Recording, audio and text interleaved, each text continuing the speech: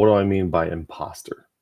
And imposter, let's say there's a view from the top of the mountain that is just amazing, okay? And you can describe the view from the top of the mountain, but it's very hard to get to the top of the mountain. And so let's say there's 100 people that climb up to the top of the mountain and see the view, and they can describe it. But there's one guy who's not one of the 100. He is not willing to put forth the time and effort to go up to the top of the mountain. But as each person comes down the mountain, he interviews them. Says, what was it like up there? What's the top of the mountain like? What's the footing like? What's the terrain like? What's the view like?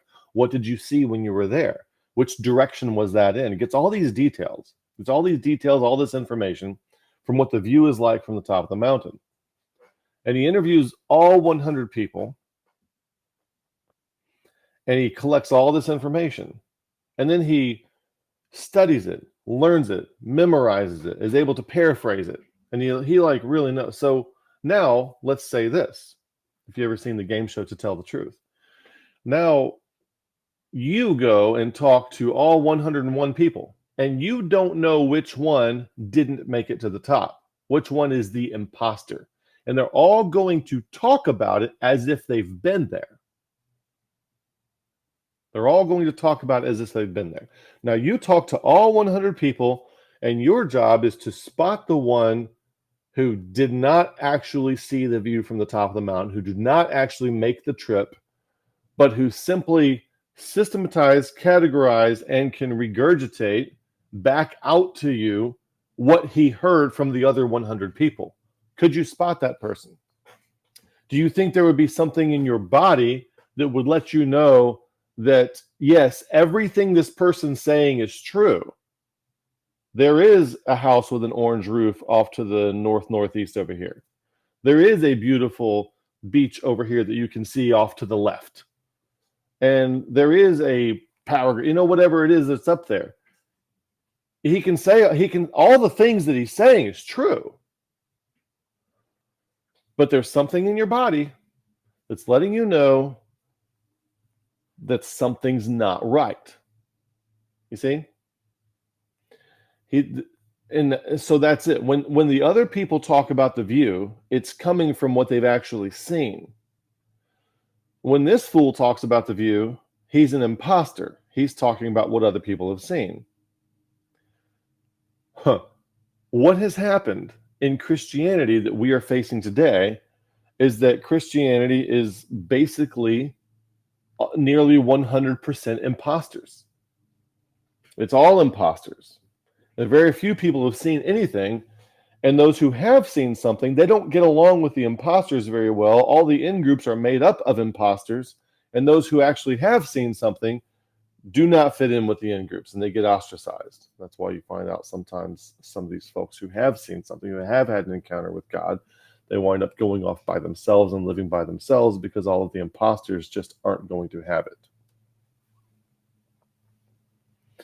So here's the problem. The problem is when you start laying out what growth and transformation looks like, it's kind of impossible to do so without generating imposters. So what you're looking for is a crossover error rate.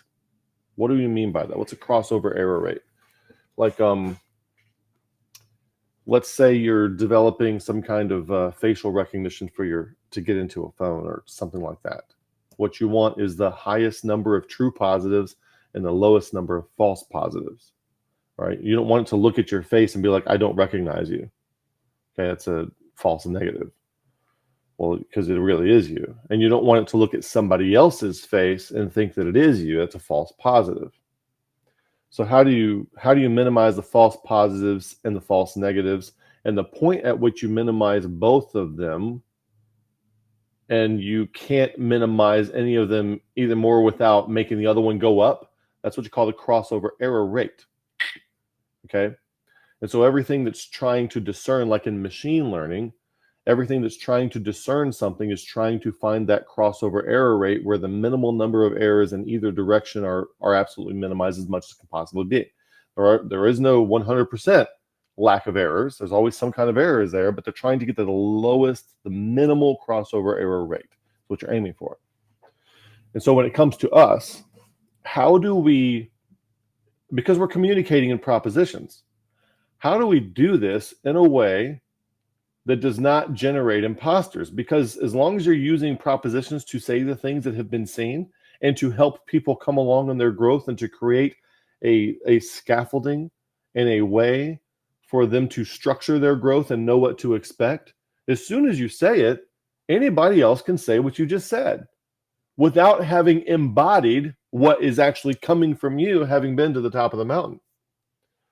So this is a real problem. And I was talking with, my buddy Christian DeSalvo the other day. He's been on this channel, and we actually generated a lot of insights about some of this stuff and things that are concerning that need to be addressed. And one of them is that how do we create the transmission of growth and transformation toward Christians who want to grow and transform without creating imposters or with having a acceptable margin of crossover error rate? Because right now there's a whole bunch of imposters, very few people who have actually seen the view from the mountain.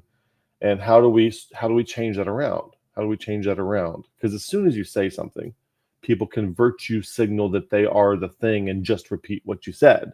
And now it's a matter of discernment to determine who's just saying the words and who is using words to describe what's coming from the inside out. Two very different things.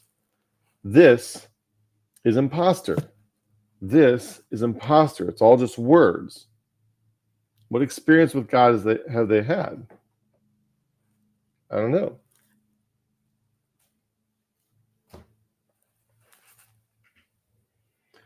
How would you interview a person?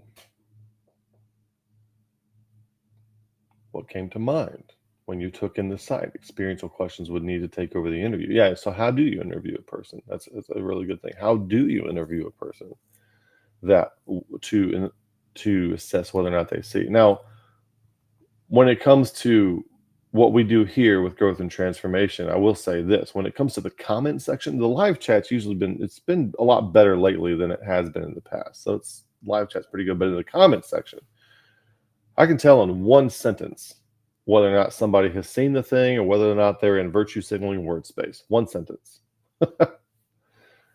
Told somebody recently, and sometimes I'm kind of mean about this, but it's just, honestly, it gets tedious for me after dealing with just hundreds and hundreds of commenters who it's all words, it's all impostoring. And how do you get them? Yeah, they can repeat all the correct words. And you